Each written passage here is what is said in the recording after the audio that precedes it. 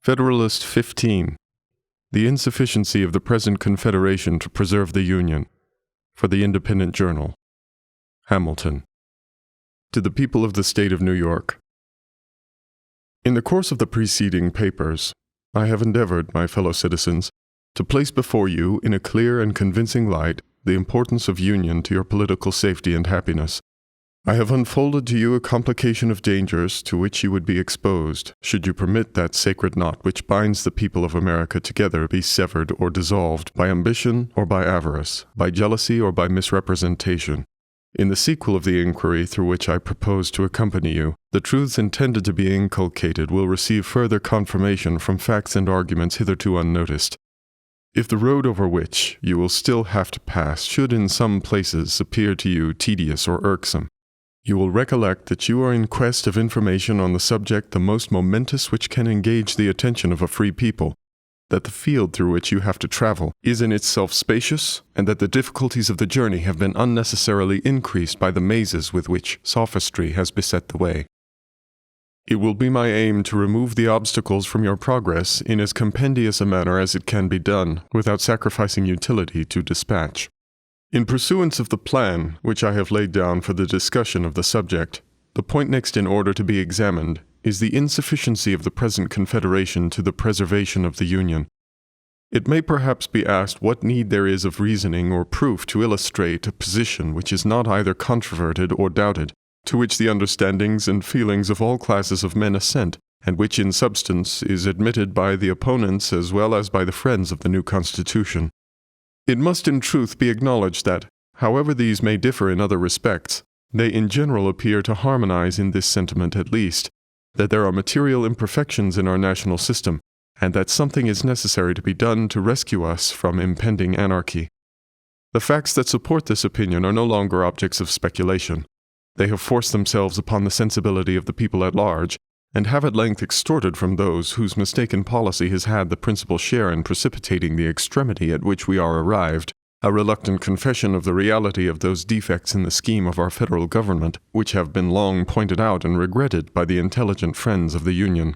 We may indeed with propriety be said to have reached almost the last stage of national humiliation. There is scarcely anything that can wound the pride or degrade the character of an independent nation which we do not experience. Are there engagements to the performance of which we are held by every tie respectable among men? These are the subjects of constant and unblushing violation. Do we owe debts to foreigners, and to our own citizens contracted in a time of imminent peril for the preservation of our political existence? These remain without any proper or satisfactory provision for their discharge. Have we valuable territories and important posts in the possession of a foreign power which, by express stipulations, ought long since to have been surrendered? These are still retained, to the prejudice of our interests, not less than of our rights. Are we in a condition to resent or to repel the aggression? We have neither troops, nor treasury, nor government, I mean for the Union. Are we even in a condition to remonstrate with dignity? The just imputations on our own faith in respect to the same treaty ought first to be removed. Are we entitled by nature and compact to a free participation in the navigation of the Mississippi? Spain excludes us from it. Is public credit an indispensable resource in time of public danger? We seem to have abandoned its cause as desperate and irretrievable. Is commerce of importance to national wealth? Ours is at the lowest point of declension. Is respectability in the eyes of foreign powers a safeguard against foreign encroachments? The imbecility of our government even forbids them to treat with us. Our ambassadors abroad are the mere pageants of mimic sovereignty. Is a violent and unnatural decrease in the value of land a symptom of national distress? The price of improved land in most parts of the country is much lower than can be accounted for by the quantity of waste land at market, and can only be fully explained by that want of private and public confidence which are so alarmingly prevalent among all ranks, and which have a direct tendency to depreciate property of every kind. Is private credit the friend and patron of industry? That most useful kind which relates to borrowing and lending is reduced within the narrowest limits, and this still more from an opinion of insecurity than from the scarcity of money. To shorten an enumeration of particulars which can afford neither pleasure nor instruction, it may in general be demanded that indication is there of national disorder, poverty, and insignificance that could befall a community so peculiarly blessed with natural advantages as we are, which does not form a part of the dark catalogue of our public misfortunes. This is the melancholy situation to which we have been brought by those very maxims and counsels which would now deter us from adopting the proposed Constitution, and which, not content with having conducted us to the brink of a precipice, seem resolved to plunge us into the abyss that awaits us below. Here, my countrymen, impelled by every motive that ought to influence an enlightened people, let us make a firm stand for our safety, our tranquility, our dignity, our reputation. Let us at last break the fatal charm which has too long seduced us from the paths of felicity and prosperity. It is true, as has been before observed, that facts, too stubborn to be resisted, have produced a species of general assent to the abstract proposition that there exist material defects in our national system. But the usefulness of the concession, on the part of the old adversaries of federal measures, is destroyed by a strenuous opposition to a remedy upon the only principles that can give it a chance of success. While they admit that the government of the United States is destitute of energy, they contend against conferring upon it those powers which are requisite to supply that energy. They seem still to aim at things repugnant and irreconcilable, at an augmentation of federal authority without a diminution of state authority, at sovereignty in the Union and complete independence in the members. They still, in fine, seem to cherish with blind devotion the political monster of an imperium in imperio. This renders a full display of the principal defects of the Confederation necessary in order to show that the evils we experience do not proceed from minute or partial imperfections, but from fundamental errors in the structure of the building, which cannot be amended otherwise than by an alteration in the first principles and main pillars of the fabric. The general and radical vice in the construction of the existing Confederation is in the principle of legislation for states or governments in their corporate or collective capacities and as contradistinguished from the individuals of which they consist. Though this principle does not run through all the powers delegated to the Union, yet it pervades and governs those on which the efficacy of the rest depends. Except as the rule of appointment, the United States has an indefinite discretion to make requisitions for men and money, but they have no authority to raise either by regulations extending to the individual citizens of America. The consequence of this is that though in theory their resolutions concerning these objects are laws, constitutionally binding on the members of the Union, yet in practice they are mere recommendations which the states observe or disregard at their option. It is a singular instance of the capriciousness of the human mind that after all the admonitions we have had from experience on this head, there should still be found men who object to the new Constitution, for deviating from a principle which has been found the bane of the old, and which is in itself evidently incompatible with the idea of government, a principle, in short, which, if it is to be executed at all, must substitute the violent and sanguinary agency of the sword to the mild influence of the magistracy. There is nothing absurd or impracticable in the idea of a league or alliance between independent nations for certain defined purposes precisely stated in a treaty regulating all the details of time, space, circumstance, and quantity, leaving nothing to future discretion, and depending for its execution on the good faith of the parties. Compacts of this kind exist among all civilized nations, subject to the usual vicissitudes of peace and war, of observance and non-observance, as the interests or passions of the contradicting powers dictate. In the early part of the present century there was an epidemical rage in Europe for this species of compacts, from which the politicians of the times fondly hoped for benefits which were never realized. With a view to establishing the equilibrium of power and the peace of that part of the world, all the resources of negotiation were exhausted, and triple and quadruple alliances were formed, but they were scarcely formed before they were broken, giving an instructive but afflicting lesson to mankind. How little dependence is to be placed on treaties which have no other sanction than the obligations of good faith, and which oppose general considerations of peace and justice to the impulse of any immediate interest or passion. If the particular states in this country are disposed to stand in a similar relation to each other, and to drop the project of a general discretionary superintendence, the scheme would indeed be pernicious, and would entail upon us all the mischiefs which have been enumerated under the first head. But it would have the merit of being, at least, consistent and practicable, abandoning all views toward a confederate government. This would bring us to a simple alliance, offensive and defensive, and would place us in a situation to be alternate friends and enemies of each other, as our mutual jealousies and rivalships, nourished by the intrigues of foreign nations, should prescribe to us. But if we are unwilling to be placed in this perilous situation, if we still will adhere to the design of a national government, or which is the same thing of a superintending power under the direction of a common council, We must resolve to incorporate into our plan those ingredients which may be considered as forming the characteristic difference between a league and a government. We must extend the authority of the Union to the persons of the citizens, the only proper object of government. Government implies the power of making laws. It is essential to the idea of a law that it be attended with a sanction, or in other words, a penalty or punishment for disobedience. If there be no penalty annexed to disobedience, the resolutions or commands which pretend to be laws will, in fact, amount to nothing more than advice or recommendation.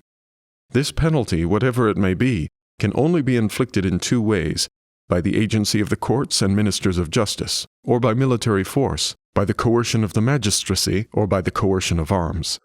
The first kind can evidently apply only to men. The last kind must of necessity be employed against bodies politic, or communities, or states. It is evident that there is no process of a court by which the observance of the laws can, in the last resort, be enforced. Sentences may be denounced against them for violations of their duty, but these sentences can only be carried into execution by the sword. In an association where the general authority is confined to the collective bodies of the communities that compose it, every branch of the laws must involve a state of war, and military execution must become the only instrument of civil obedience. Such a state of things can certainly not deserve the name of government, nor would any prudent man choose to commit his happiness to it. There was a time when we were told that breaches by the states of the regulation of the federal authority were not to be expected, that a sense of common interest would preside over the conduct of the respective members, and would beget a full compliance with all the constitutional requisitions of the Union. This language at the present day would appear as wild as a great part of what we now hear from the same quarter will be thought, when we shall have received further lessons from that best oracle of wisdom, experience. It at all times betrayed an ignorance of the true springs by which human conduct is actuated, and belied the original inducements to the establishment of civil power. Why has government been instituted at all? Because the passions of men will not conform to the dictates of reason and justice without constraint. Has it been found that bodies of men act with more rectitude or greater disinterestedness than individuals? The contrary of this has been inferred by all accurate observers of the conduct of mankind, and the inference is founded upon obvious reasons.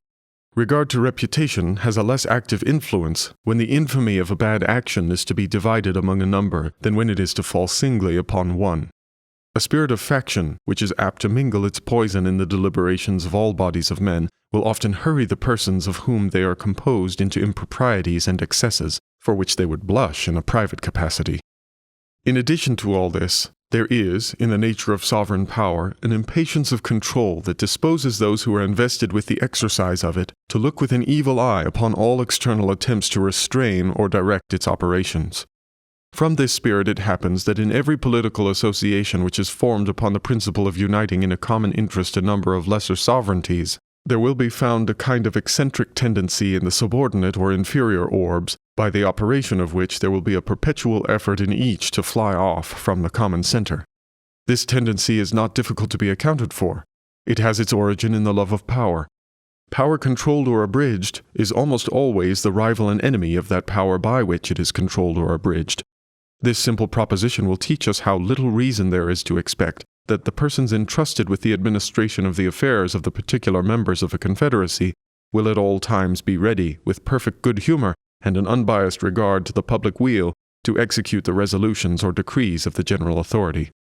The reverse of this results from the constitution of human nature.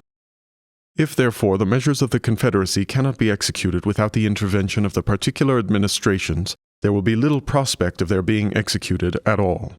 The rulers of the respective members, whether they have a constitutional right to do it or not, will undertake to judge the propriety of the measures themselves.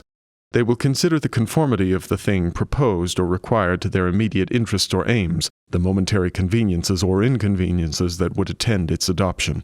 All this will be done, and in a spirit of interested and suspicious scrutiny, without that knowledge of national circumstances and reasons of state which is essential to a right judgment, and with that strong predilection in favor of local objects which can hardly fail to mislead the decision. The same process must be repeated in every member of which the body is constituted, and the execution of the plans framed by the councils of the whole will always fluctuate on the discretion of the ill-informed and prejudiced opinion of every part. Those who have been conversant in the proceedings of popular assemblies, who have seen how difficult it often is where there is no exterior pressure of circumstances to bring them to harmonious resolutions on important points, will readily conceive how impossible it must be to induce a number of such assemblies deliberating at a distance from each other at different times and under different impressions long to cooperate in the same views and pursuits. In our case, the concurrence of 13 distinct sovereign wills is requisite under the Confederation to the complete execution of every important measure that proceeds from the Union. It has happened as was to have been foreseen. The measures of the Union have not been executed. The delinquencies of the states have, step by step, matured themselves to an extreme which has, at length, arrested all the wheels of the national government and brought them to an awful stand. Congress at this time scarcely possess the means of keeping up the forms of administration till the states can have time to agree upon a more substantial substitute for the present shadow of a federal government. Things did not come to this desperate extremity at once. The causes which have been specified produced at first only unequal and disproportionate degrees of compliance with the requisitions of the Union. The greater deficiencies of some states furnished the pretext of example and the temptation of interest to the complying or to the least delinquent states. Why should we do more in proportion than those who are embarked with us in the same political voyage? Why should we consent to bear more than our proper share of the common burden? These were suggestions which human selfishness could not withstand, and which even speculative men who looked forward to remote consequences could not, without hesitation, combat. Each state, yielding to the persuasive voice of immediate interest or convenience, has successively withdrawn its support, till the frail and tottering edifice seems ready to fall upon our heads and to crush us beneath its ruins. Publius.